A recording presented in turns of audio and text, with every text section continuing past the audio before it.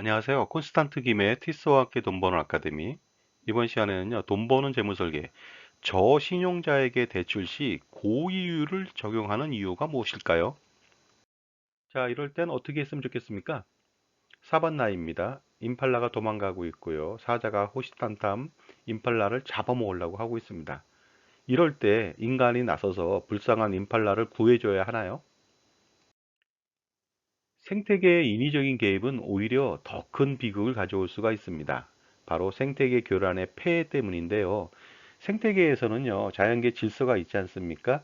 그 육식동물이 초식동물을 잡아먹고 삽니다. 그로 인해서 그 초식동물의 개체수가 어느 정도 유지가 되면서 그 생태계를 유지하게 되는데요. 만약에 사람이 임팔라나 초식동물들이 너무 불쌍하다고 해서 육식동물이 잡아먹지 못하게 보호한다든가 육식동물을 방어한다든가 이렇게 된다면 육식동물을 굶어 죽게 되고 결국은 초식동물의 개체수 증가에 아무런 그 어떤 뭐라고 할까 제재를 할 수가 없다 보니까 나중에 그 초식동물의 개체수 증가에 따라서 그 식량 문제가 발생이 될 수 있고요. 먹을 것이 부족해지겠죠. 그리고 그로 인해서 대규모 아사까지 일어나다 보니까 섣부르게 그 초식동물이 불쌍하다고 해서 무조건 살려만 줘야 된다. 이런 감성적인 논리는 좀 벗어나야 될 것 같습니다. 대출 이자율 적용에 대해서도 좀 알아볼 필요가 있습니다. 신용이 높은 사람은요, 상대적으로 낮은 이율로 대출을 이용할 수가 있습니다. 예를 들어서 1억 원을 대출을 하는데 금리를 2%, 3%로 낮게 쓸 수가 있다는 것이 되겠습니다. 이에 반해서 신용이 나쁜 사람들, 저신용자들은요, 상대적으로 높은 이율로 대출을 이용할 수밖에 없습니다. 예를 들어서 1,000만 원을 빌리는데 이율이 뭐 7, 8%다, 10%다, 12%다 이런 식으로 높게 형성되어 있습니다. 또 일부 저신용자들, 그 사람들은요, 아예 대출을 받을 수 없을 수도 있습니다. 그런데 우리가 감성적으로 그 마치 그 사반나에서 임팔라가 불쌍한데 그 사자가 잡아먹으려고 하니까 임팔라를 보호해주자 하는 취지에서 이렇게 생각하면 어떻게 될까요? 예를 들어서 정말 돈이 절실히 필요한 사람은 그 신용이 높은 사람이 아니라 신용이 낮은 사람들인데 그 사람들한테 높은 이자율을 적용하더니 이것은 정말로 최악이다.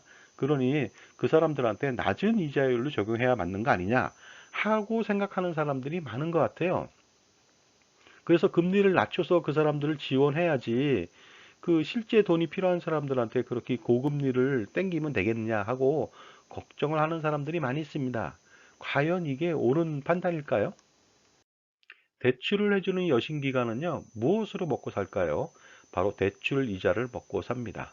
결국은 뭐 1억 원, 10억 원, 100억 원 대출해주고 거기서 나오는 이자를 가지고서 회사를 운영한다는 것이 되겠습니다. 따라서 그런 여신기관은 대출을 해주고서 이자와 원금을 받아야만 살 수 있는데 만약에 이자를 좀 받다가 대출 원금을 못 받는다든가 이렇게 된다면 여신기관은 망하게 되겠죠. 그리고 더 중요한 것은 그 여신기관은 그 조달금리라고 해서요. 자기가 빌려온 돈 금리가 있습니다. 예를 들어서 2%, 3%다. 그러면 그거보다 더 많은, 더 높은 금리를 적용해야만 대출을 해줄 수가 있는 것이 되겠죠. 조달금리보다 더 낮은 금리로 대출해 준다면 그건 뭐땅 파서 장사하는 거와 똑같지 않겠습니까? 그렇게 된다면 당연히 망하겠죠. 그러니까 여신기관이라고 하는 곳은 적절한 이자를 받는다고 보시면 되겠습니다. 여신기관의 최대 리스크는 무엇일까요? 바로 대출을 해줬는데 대출 원리금을 받지 못하는 것이 되겠습니다. 왜 대출 원리금을 받지 못할까요? 바로 고객이 파산, 디폴트가 났기 때문입니다. 그런데 이러한 고객들의 파산이 많다. 대출 부실채권이 너무 많아진다. 그렇게 된다면 여신기관도 디폴트, 파산이 됩니다. 대출 금리를요, 고객의 신용도에 따라서 차등해서 적용해야만 하는 이유가 있습니다. 그것을 제가 채권 금리를 통해서 좀 알아보도록 하겠습니다.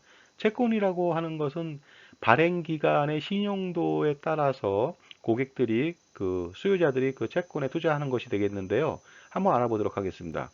국고채 3년물은 1.13% 정도가 됩니다. 굉장히 낮죠. 거기에 반해서 회사채 3년물은요, 2.06%가 됩니다.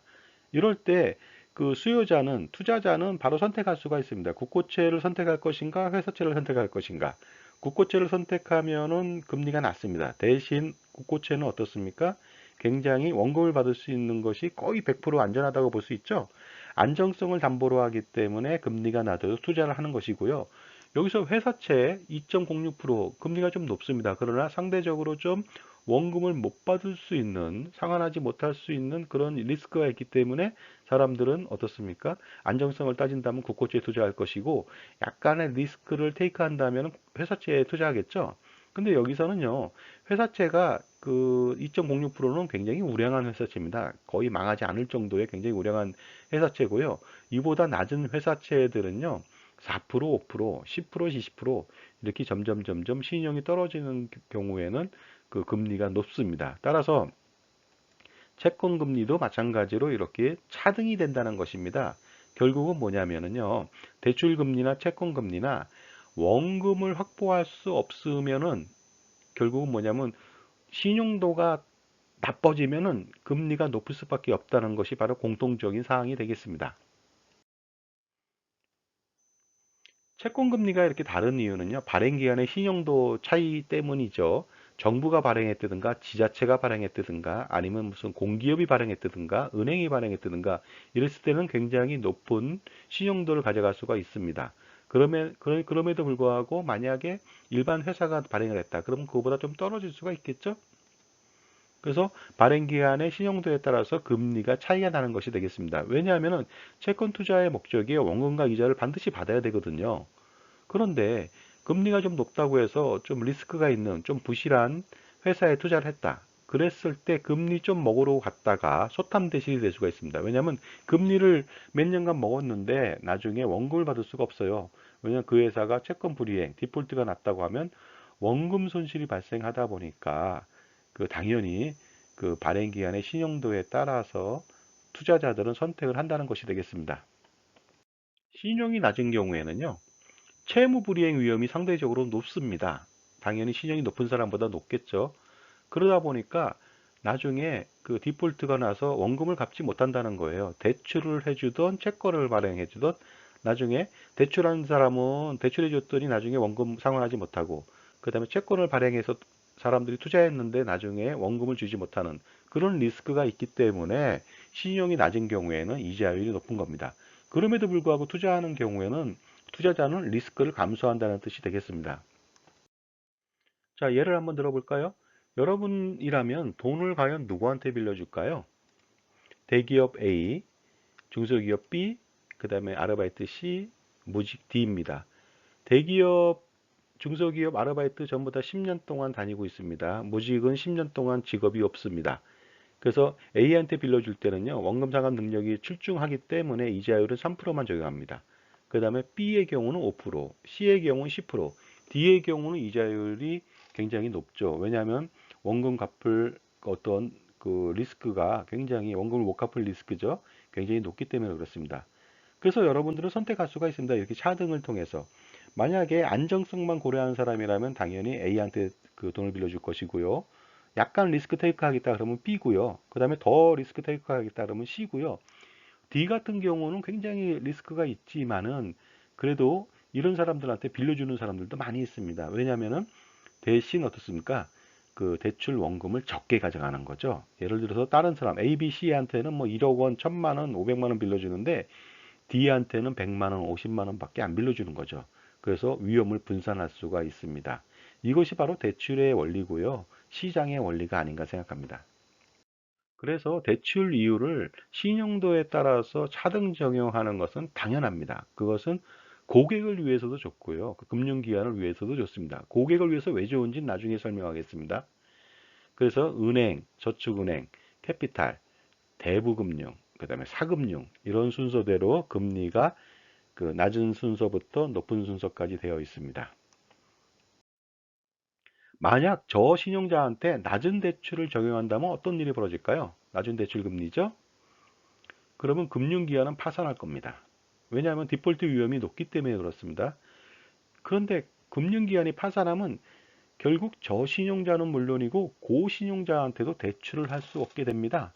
이것이 가장 큰 문제가 됩니다. 그러니까 결국은 뭐냐면은 신용도에 맞춰서 차등 적용해야만 모두가 윈윈, 모두가 해피할 수 있는 결과를 가져올 수 있다는 것이 되겠습니다. 그런데 만약에 저신용자한테 강제로 낮은 대출 이자를 정하게 한다면 어떻게 될까요? 뭐 정부가 그렇게 하던가 아니면 뭐 법에 의해서 그렇게 한다.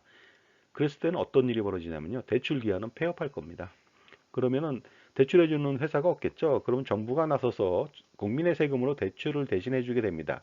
그런데 그러한 그 낮은 금리로 대출을 해주고 디폴트가 계속 난다면 당연히 정부가 수익이 나지 않기 때문에 그 끝까지 그 국민의 세금으로 대출해 줄 수가 없겠죠. 결국은 모두가 대출을 이용할 수 없는 최악의 상태에 빠진다는 것이 되겠습니다. 대출을 할 수 없는 사회는 어떤 일이 벌어질까요? 대출을 할 수 없는 사회에서는요, 가장 큰 피해를 보는 사람들은 저신용자입니다. 바로 저신용자들한테 가장 큰 불행과 고통을 선사하는 것이 되겠습니다. 오히려 그 대출 이자를 낮추어서 저신용자들을 도와주려고 했는데 오히려 그들을 더 불행의 구렁텅이로 빠뜨리게 한다는 뜻이 되겠습니다. 따라서 사반나에서 그 불쌍하다고 임팔라를 무조건 도와주는 그런 감성주의에서 벗어나서 시장의 원리, 자연의 원리를 따라가는 것이 오히려 그 모든 사람을 행복하게 해주는 그런 결과를 가져온다는 점을 이해하실 필요가 있습니다. 자, 지금까지 대출 이자를 차등 적용하고 그다음에 저신용자한테 대출 이자율을 높여서 적용하는 이유에 대해서 알아봤습니다. 감사합니다.